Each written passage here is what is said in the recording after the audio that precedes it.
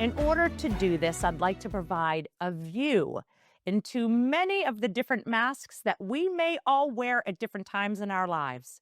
Because recognizing these masks or personas or shadows is the first step to understanding yourself, what you might be hiding from, and why. Now, as I go through this list of 12, yes, 12 different masks, I will openly share with you that I have indeed worn and hidden behind each and every single one of these at different points in my life. So please proceed with comfort knowing that I get it.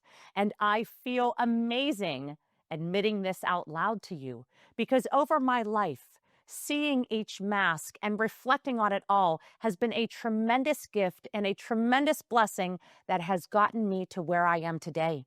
I've learned and I've grown from each of them, and this is what I wish for you all as well. So let's do this. The first one, the fearful. I'd argue this is the most common mask that we all wear at different times throughout life, more often than we realize, by the way. This mask shows up when anxiety or fear of the unknown, appear in your life and they hold you back from taking risks or trying new things. You may avoid change at all costs. Sometimes it's small fears with little impact, and other times it's big fears that have a tight grip on you and your life. Living in fear can even lead to ongoing stress or illnesses. I have countless examples, but the bottom line is this: fear will always try to show up.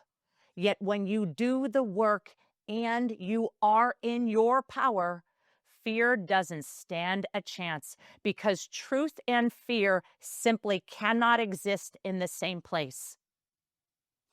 The second one, the performer or the prover, if that is such a word.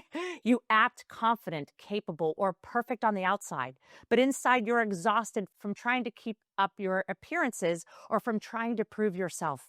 You measure your worth by achievements and what others think of you. This started early on for me and lasted for years, and it was driven by a lack of self-confidence. I worked hard to prove myself, but it was not necessary at all. You don't have to perform or to prove yourself. You just need to be in truth and put effort into what makes your heart spin. The third one, the people pleaser. You say yes when you want to say no. You hide your true feelings to avoid conflict or rejection, and you often put others' needs before your own. I still tend to put others' needs before my own, and this might always be a mask that I'm wearing. But the difference today is that after doing the work, I'm much better at setting boundaries than I was in the past. Number 4, the rebel or rule follower. You either break every rule to prove you can't be controlled, or you follow every rule to the T, afraid of stepping outside of the line. Both behaviors are driven by a need for acceptance or a fear of judgment or disapproval. Yes, I've been both. Also earlier in life when I was trying to figure out who I was and what I wanted. Number 5, the chameleon. You blend in with those around you, changing your opinions, your style, your likes, and even values just to fit in. Deep down, this often comes from a fear that your true self isn't good enough. Or perhaps you have a preference to stay in the background, unseen and unheard. I've been there myself, molding who I was just to fit in. But ask yourself, where does this really get you? When you edit yourself to keep the peace, you're actually disrespecting your true self and your needs. This can be especially challenging for those who are quiet and timid or shy. But remember, you can be a peaceful presence without hiding who you are. It takes courage and confidence, but authenticity is always worth it. Number 6, the comedian or class clown. You use humor or sarcasm to deflect attention from your true feelings or from your insecurities. Laughter becomes your shield and protection. Sure, this can be fun, but it's important to understand the real reason behind your funny ways. So be sure to take a look at that. Number 7, the victim. You feel powerless and stuck in cycles of blame or self pity, thinking things like, this always happens to me. Why does everyone else get what they want except me? This mask keeps you from seeing your own strength and taking responsibility for your life. We all play victim at times. The key is becoming aware of it and understanding why so you can move beyond it. Take a big, deep breath and remember you have so much to offer the world, and you'll learn more about this in the lessons ahead.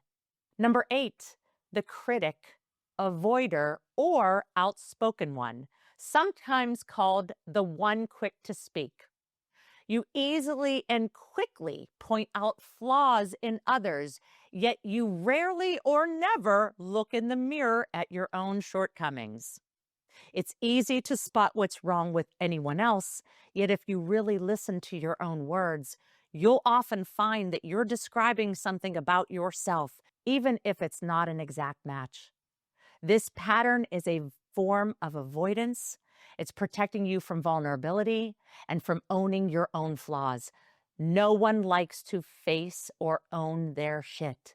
And this is exactly why there is an entire lesson dedicated to this later on in the program, because it's a critical step that we all need to take.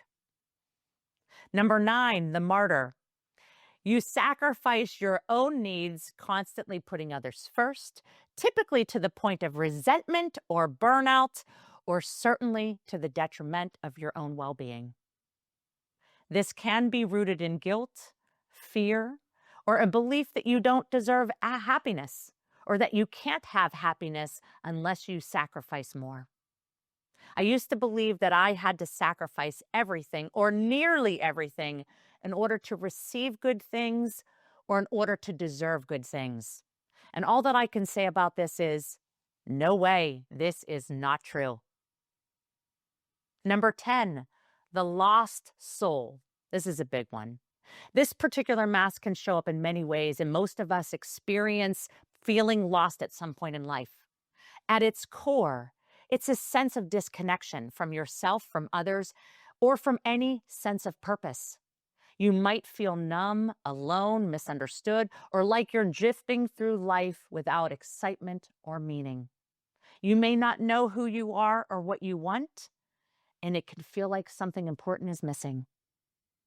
Now, there are different levels or expressions of the lost soul, and I'm going to go through 3 of them. Level 1, disconnected and drifting. You feel off, numb, or simply going through the motions. Life lacks excitement or real connection, and you may struggle to describe how you feel or where you belong. Level 2, guilt and self-punishment. Here, the pain turns inward. You spend much of your time stuck in guilt, shame, or self-blame. You're convinced that you're bad or unworthy. You may sabotage your own happiness or believe that you don't deserve good things. Level 3, this is full ego embodiment. This is the deepest level of being lost. You're so disconnected from your true self that you may act out in destructive ways toward yourself or others without even realizing there's another way out. Every action is an expression of pain or anger or hopelessness, and you may feel trapped in these patterns. Yes, I've been there myself, feeling lost, alone, and unsure of who I was or where I belonged. It's not a good feeling, but I know this is more common than we think. The path forward starts with self-awareness, self-reflection, reaching out to others, and seeking support. As you reconnect with your true self, you'll discover there really is another way. So be open to it. Number 11, the drifter or the easy-goer. You move through life with a laid-back, go-with-the-flow attitude, rarely getting ruffled by challenges or changes. You adapt easily, you tend to blend in, and you avoid conflict or drama, and you often look very content and unbothered to those around you. It sounds fantastic, doesn't it? Yet beneath this calm exterior, it's not always clear, even to yourself, whether you're truly happy or simply coasting. You may not express strong opinions or desires, and sometimes may sidestep choices or responsibilities altogether. And while this easygoing approach can come from genuine peace and acceptance with yourself, it can also be a way of disconnecting from deeper feelings or avoiding decisions or not fully engaging with your own needs and dreams. So the $1,000,000 question is, are you truly at peace where you are? Or are you drifting through life without direction or intention? Checking in with your own desires and needs can help you discover if you're genuinely content or if there's something more that you wish to pursue. And finally, the last one, number 12, the enlightened, the aspiring authentic self. You're actively working to shed your masks. You're seeking truth, growth, and self acceptance. You're not perfect, but you're committed to working on understanding yourself better and living as your truest self. You are indeed longing for more, perhaps questioning why you're here and taking action on everything that you're feeling without hesitation. This is the beginning of the embodiment of you. This is perhaps where you make a choice to allow your soul to lead. And what a great place that is. So there you have it. 12 different masks or shadows or personas that we all may be hiding behind at different times in our life. Again, add your own. I shared with you a few to get you started. Remember, most of us wear more than one mask, and they can change depending on the situation or the stage or the season that you're in your life. The goal isn't to judge yourself, but to get curious and to learn more about yourself. When you identify your masks, you begin the very powerful process of making a conscious choice to take them off for good. And that's where you want to be. And if at any time you feel the need to put on one of those masks for whatever the reason may be, consider doing it on Halloween. It's all an act anyway, so play it out however you need to, but be sure you're staying true to yourself. I believe being the real you is the only way to live life. How about you?